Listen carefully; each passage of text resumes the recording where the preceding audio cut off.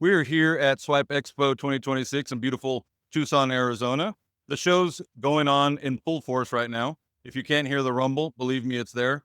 We've been joined by our good friend Lance Jungmeyer, president of the Fresh Produce Association of the Americas, also the organizing event of Swipe Expo. Thank you for being with us, Lance. Thanks, Ed. Um, so far, I'm sure you've gotten nothing but praise for the event because it's great. It's a great part of the country. There are plenty of folks here that indicate, obviously, that they feel it's important to be here. What's some of the feedback maybe you've gotten during the week? Yeah, thanks, Ed. So this is our third year with an expo format, and it's grown every year. This year, we're probably almost 30% increase in number of attendees. Oh, that's awesome. And the buyers that have come really like it, of course, getting away from the winter storms. It's pretty nice here in Tucson. Um, One thing we're really proud about with the show is we've every year managed to keep a more or less one-to-one exhibitor to buyer ratio. We of course invite in the buyers so we can have a nice networking commercial environment.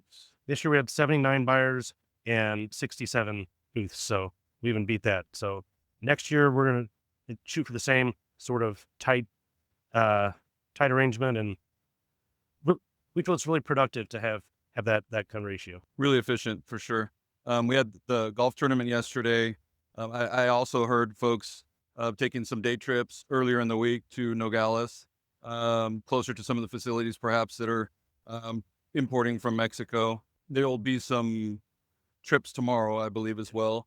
Plus, a favorite of a friend of ours, Craig Slate, the pickleball tournament tomorrow. So definitely some fun to be had, but also plenty of real business, for lack of a better term, to be done and to be had here, and good conversations, good communication and connections. I've heard a lot of feedback from retailers say that this is a very important part of the country for them. So it's worth coming, even if it wasn't the beautiful event that it is. So a lot of good feedback there as well.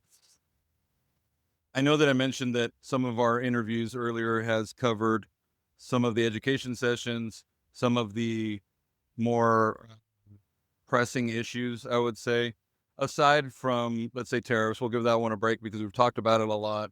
USMCA, we've talked about quite a bit. Anything else pressing that sort of keeps you up at night, or that you know that there's a toll gate coming up soon that needs to kind of be addressed, whether it's nationally or internationally? Yeah, I'd say we're always watching the trade thing to find out will there be tariffs, won't there be tariffs, if there are, how we educate people about that. But otherwise, we're also really watching how the services are at the border, to making sure that CBP has enough officers, customs, so that trucks can get through, that they're coordinating with FDA and USDA. Really, our major mantra at the association is we help you with market access, making sure that you get your produce from Mexico into commerce and distributed to the end consumer. And so that's, we see 2025 had problems with that, and 2026 and beyond, we're probably going to have periodic issues with the border. And, it's really important for companies to have a plan and be part of an association like ours, where we're always giving you advice on how to deal with these issues. For those listening, that you mentioned inspections. So wait times at the border, obviously, time's money, right? Those waits affect inputs, primarily from a transportation standpoint. They're very important cost inputs in product, right? Maybe if you could inform or help our audience understand a little bit more about what it looks like from a weight perspective at the border for trucks crossing. Well, it depends on the day and what's going on. And sometimes there's protests on the Mexican side that slow things down. One of the things that we really try to emphasize in this association is we're trying to make sure that customs has the resources they need. We're big proponents of non-intrusive inspections or X-ray scans. And we believe that 100% of loads should be scanned. They don't have the capacity for that right now. But when we go to Congress, when we're talking to our Congress people, we're saying, give us funding so that every load of produce that's coming in could be scanned, every load of anything, whether that's on a truck or a train or anything. And I think the companies in the industry really want to make sure that they're following the law and the regulations. And that's one big part of that. Another big thing, mentioned trucks, is we're seeing lately very high prices on trucks, and that may not slow down for a while because there's people have been buying fewer rigs, A lot of immigrants who are drivers are no longer driving, and so we've seen a real tightening of supply on that, and that could persist for a while. So that's another thing that people are dealing with right now. Definitely a concern. One of the education sessions this morning was on AI. Um, Autonomous trucks, autonomous drivers, or driverless trucks. That's probably a conversation for another day. I think we still got a ways to go on that, at least for solving the need. I know that in our day-to-day business, we hear a lot about truck availability, load to driver ratio. There's it's not going to be a problem. It is a problem. It's not coming from that background growing up, family business.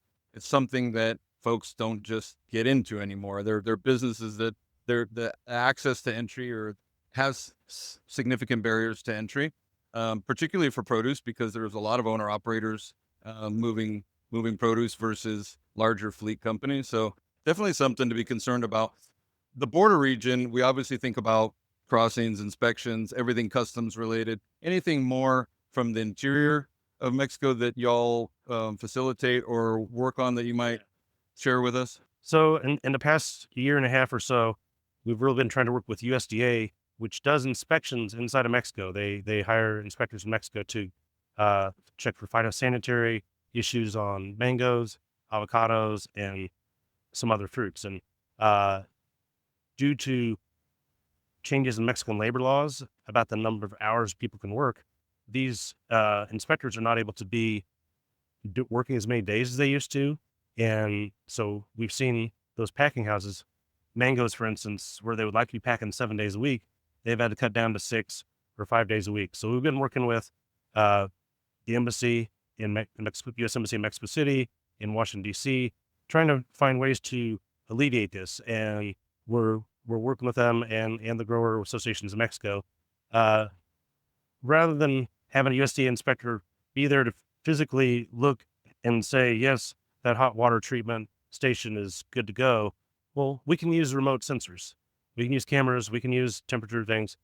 So we're trying to find ways to be more efficient and convince the government to do that. And so that's a never ending goal too. The interesting thing to me that sticks out when you just mentioned that, so that's all technology, if you will, visual inspection, cameras, sensors. I mean, those aren't new technologies, but in a sense, our adoption of even more advanced technologies perhaps could make those applications more sort of industry acceptable, right? Or governmentally acceptable, right? It just doesn't seem like as big of a deal. Yeah, I mean, think about the ability to tap into that data and know that, okay, this was the temperature the whole time.